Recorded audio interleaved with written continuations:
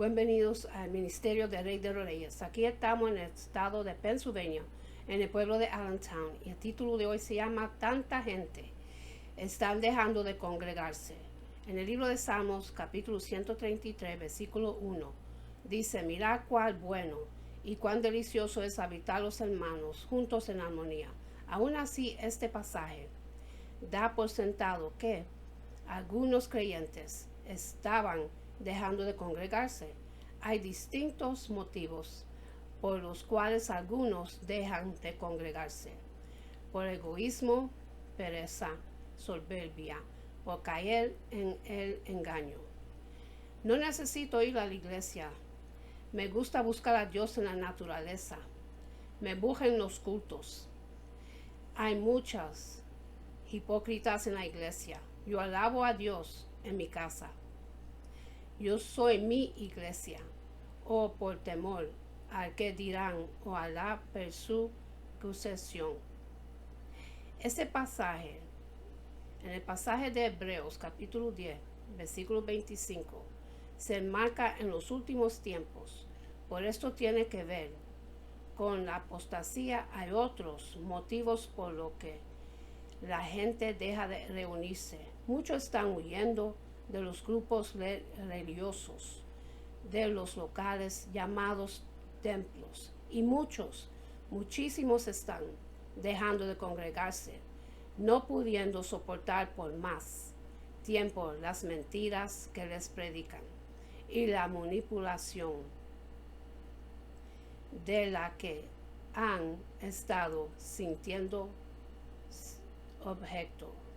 objeto. De ahí el énfasis que se está haciendo de este pasaje: el aumento de falsos evangelios, de grupos que perezcan, iglesias sin celo, han hecho que muchos creyentes se hayan visto defraudados en su fe, traicionándolos en su confianza debido a los falsos pastores, falsas iglesias y falsos evangélicos. El verdadero problema es que muchos no solo están dejando de congregarse, sino que se están dejando de Dios mismo. En América, gran parte de la población han renunciado a la fe en Dios, debido a que han descubierto que la iglesia tradicional les engañaba. Para colmo, las nuevas iglesias solo parecen estar interesadas en sacarles el dinero, y resulta que la gente no es tonta. Al menos la mayoría, y tarde o temprano descubren el engaño y huyen con razón. Por eso algunos usan este pasaje como un látigo para azotar a todo aquel que pretenda alejarse de su grupo. Por ese motivo se está haciendo mucho énfasis en este pasaje para manipular a la gente a fin de que vuelvan a los grupos de los que salieron para seguir abusando de ellos. Este pasaje enseña que no debemos dejar de congregarnos.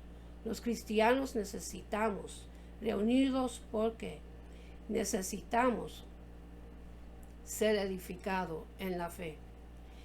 El Señor Jesús mandó a sus discípulos que hicieran más discípulos, enseñándoles que guarden todas las cosas que os he mandado. En el libro de Mateo, capítulo 18, versículo 20. El Señor no quiso que cada cual se desculparía a sí mismo, sino que unos discípulos transmitían a otros la palabra del Señor Jesús. Para eso Dios constituyó pastores, maestros para enseñar y perfeccionar a los santos.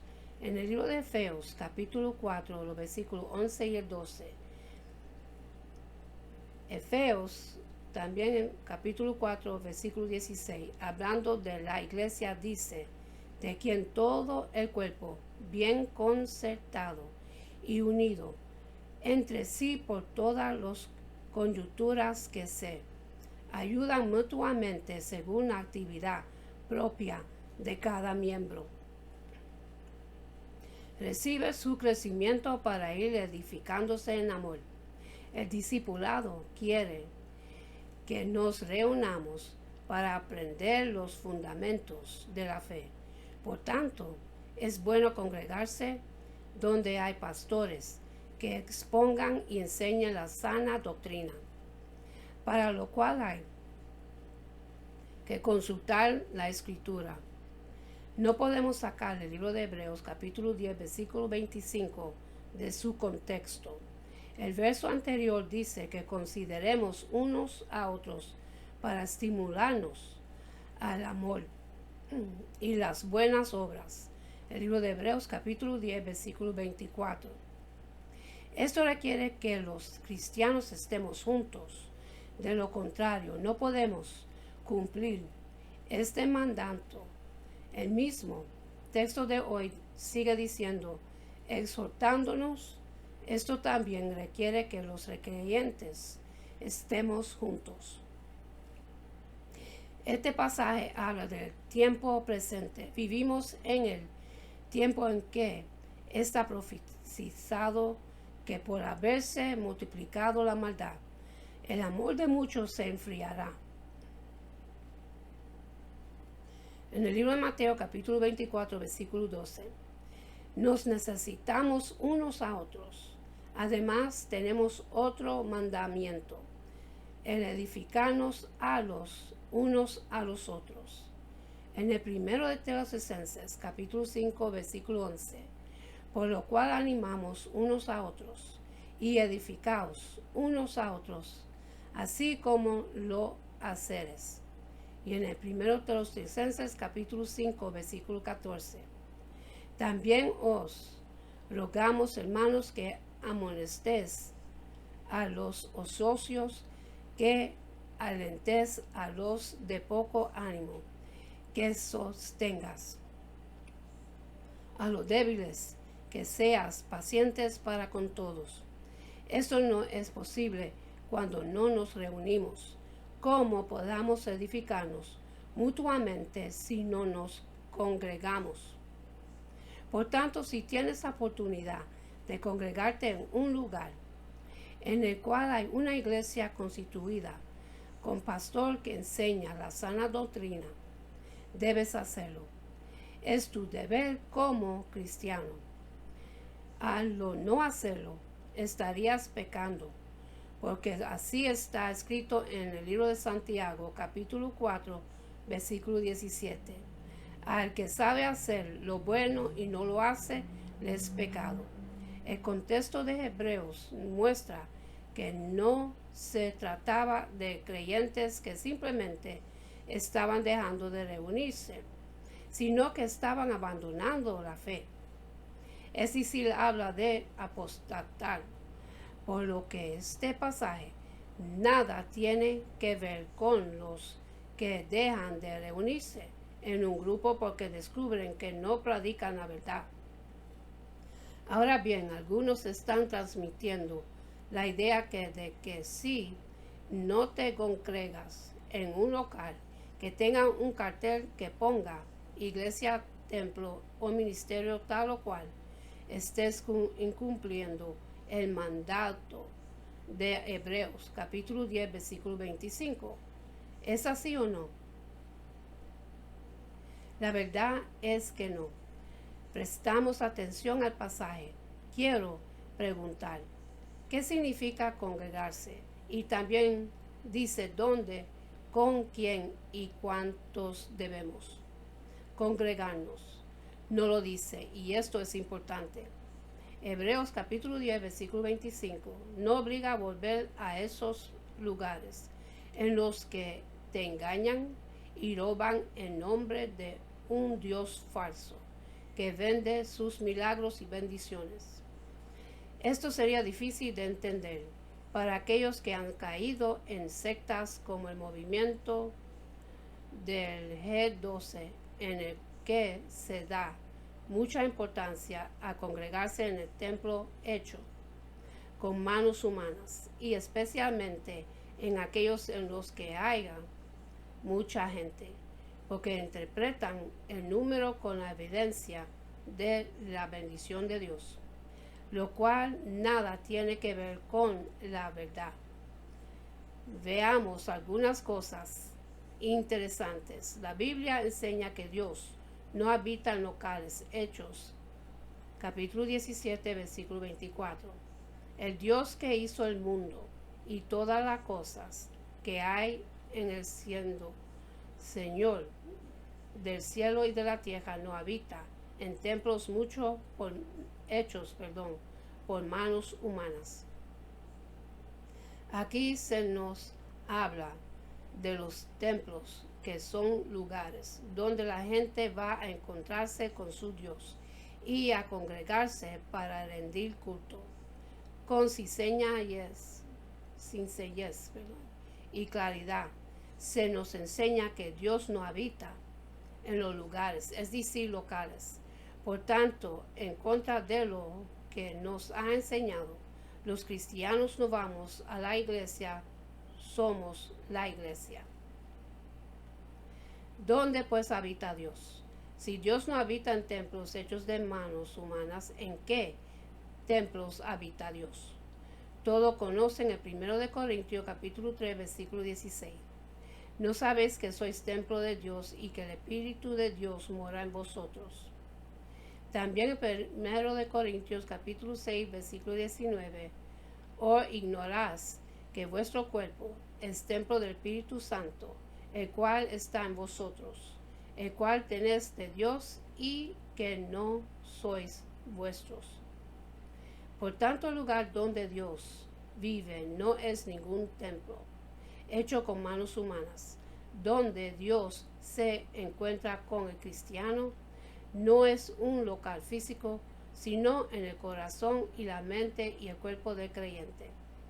Pero alguien dirá, esto está bien hablando de uno, pero que cuando hablamos de varios o de muchos cristianos, ¿dónde podrían congregarse?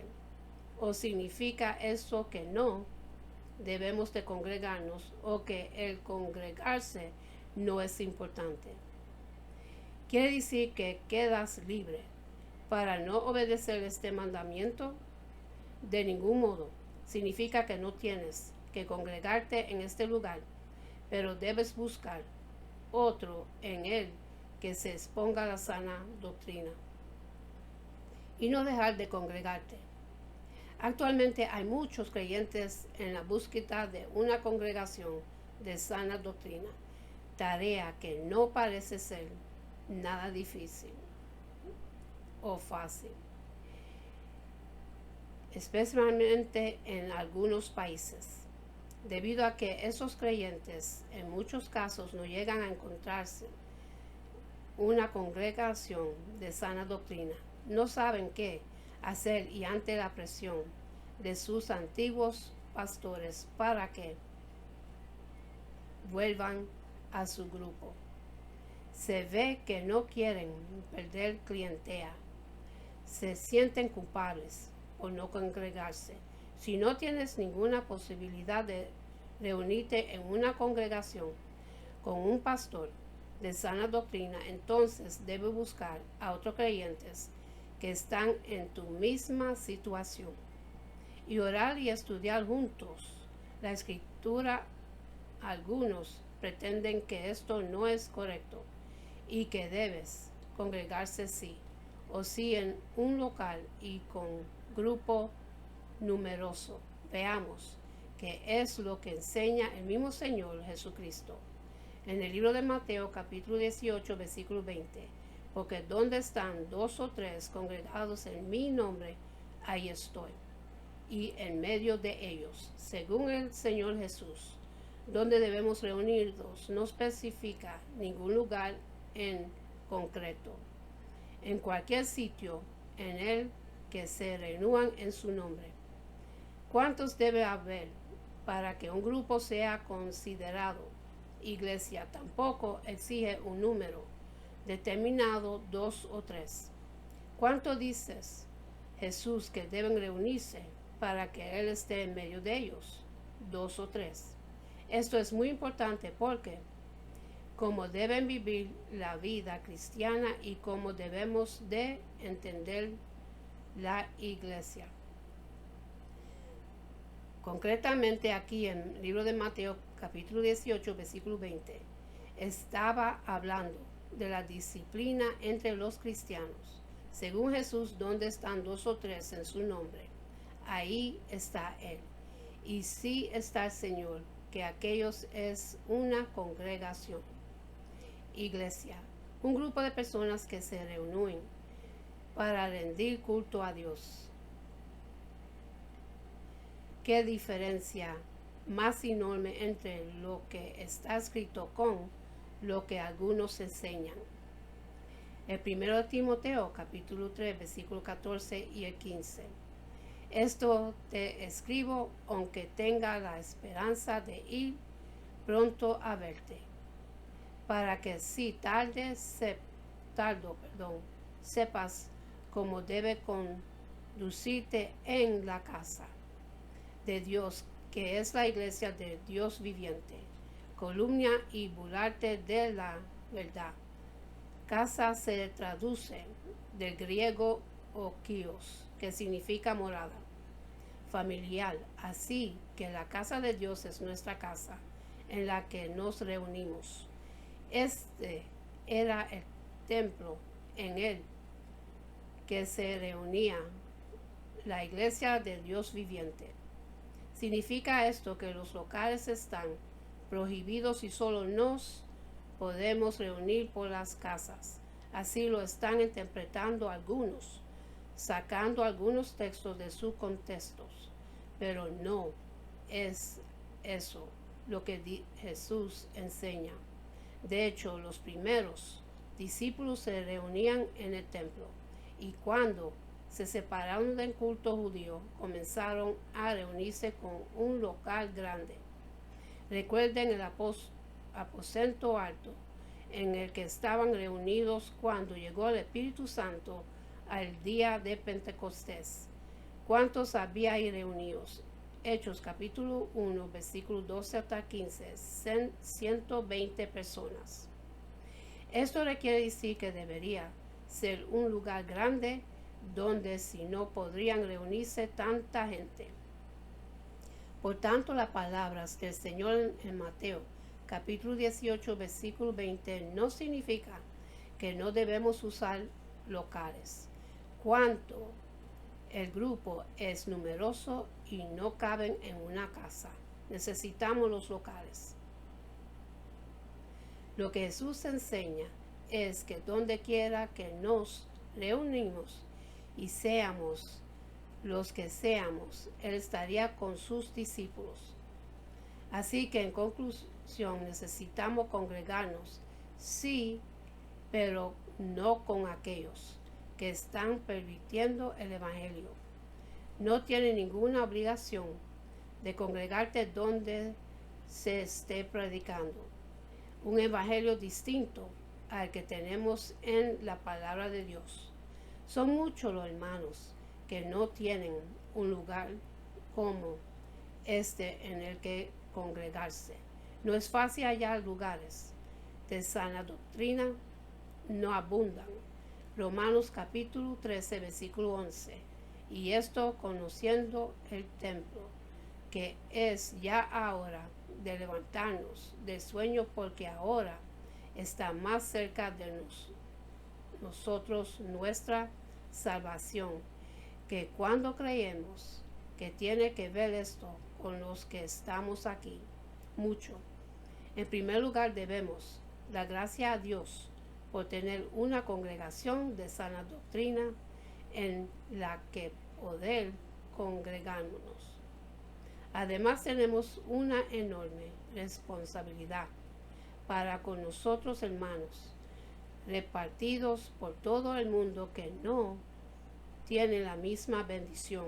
Debemos acordarnos de ellos y orar para que Dios Todopoderoso les provee de un lugar y de pastores que les prediquen la verdad. Esa es nuestra responsabilidad. Estamos comprometidos con la tarea de preparar obreros y establecer puntos de sana doctrina por todo el mundo. Veamos algunas de las excusas más comunes que los hombres tienen para dejar de asistir a los servicios de la iglesia.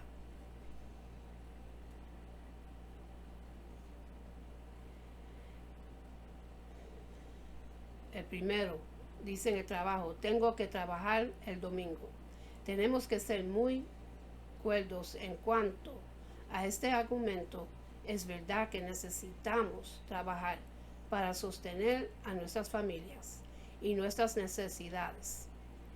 Es más, el trabajo es un mandato de parte de Dios y el Nuevo Testamento nos enseña que aquel que no trabaja tampoco coma. Lo malo no está en trabajar, sino en que dejemos de congregarnos por trabajar. Digamos que alguien me pregunte, pastor, no tengo trabajo y créeme que he buscado, pero no encuentro nada aún ayer. Me llamaron de un lugar y me dicen que los días de trabajo son los domingos. ¿Qué hago? ¿Acepto o no el trabajo? Mire, querido hermano, yo bien le podría decir no, porque los domingos tienes que congregarte. Pero aquella no sería una respuesta inteligente. De mi parte, más bien yo le diría, la verdad es que tú tienes una familia que mantener. Y si no aceptas esta oportunidad, entonces van a morir de hambre. Acepta el trabajo y orar al Señor para que pronto te dé un nuevo trabajo en el cual no tengas que trabajar el domingo y puedas congregarte. Sigamos con este mismo ejemplo y preguntémonos, ¿qué pasará con aquellas personas que por su responsabilidad familiar ahora tienen que trabajar los domingos? ¿Acaso dejar de congregarse? Claro que no. Ella tendrá que buscar otro servicio de la iglesia entre semana para congregarse. El punto al cual quiero llegar es que el trabajo nunca debe ser una excusa para dejar de congregarte. Recuerde la enseñanza bíblica de que le sirve al hombre trabajar mucho si Dios no bendice el esfuerzo de sus manos. La segunda razón, tengo una reunión familiar. Si usted tiene familia que no es creyente, de seguros, ellos no tienen como prioridad de congregarse en una iglesia de los días domingos. Y si lo hacen, lo harán una vez al año, tal vez en Viernes Santo o Domingo de Resurrección.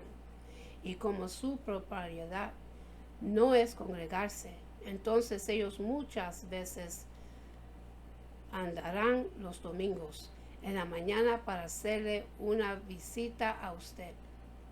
Ahora bien, sigamos siendo cuerdos y sensatos en este asunto. Como cristianos no estamos llamados a exiliarnos del mundo y mucho menos de nuestra familia, ya que esto es un grave error de muchos creyentes. Entonces, ¿cuál debería ser nuestra actitud? Primero, no comprometerse con visitas a la hora de congregarnos. Y segundo, si alguna visita viene a casa el domingo en la mañana, la llevo conmigo a la iglesia. Una vez que su familia sepa que su prioridad es congregarse, créemelo, que no volverían a hacer agenda para visitarlo el domingo en la mañana o irán preparados para ir con usted a la iglesia. Y el tercero, tengo muchos deberes. Está de modo escuchar esta frase y muchos podrían pensar, qué bueno estudiante. Pero la verdad es que si usted va a la casa para tratar de ayudarlo en sus muchas tareas, se encontrará con la sorpresa de que las muchas tareas que tiene es las redes sociales y los videojuegos, queriendo joven administrar bien su tiempo. tanto con las obligaciones de sus tareas escolares y también con las obligaciones de su casa, para que esto no se vuelva una excusa para que usted no se congregue. A la verdad, podría pasarme todo un día hablando de las razones o excusas por las cuales esas personas dicen dejar de congregarse. Estoy cansado y el domingo es el único día para descansar. No me puedo perder el partido de fútbol o el final de la novela. No puedo faltar a aquel viaje, etc. Por la limitación del tiempo, solo tocar un par de puntos más. El pastor o los líderes no me visitan. El pastor no me visita, el pastor no me llama, el pastor se olvidó de mí. Por eso no voy a la iglesia. Querido hermano, un pastor puede estar para cada miembro de su iglesia cuando la membresía es de 40 o 50 miembros. Pero cuando hablamos de cientos y de miles de miembros, es posible que el pastor esté personalizando para cada persona.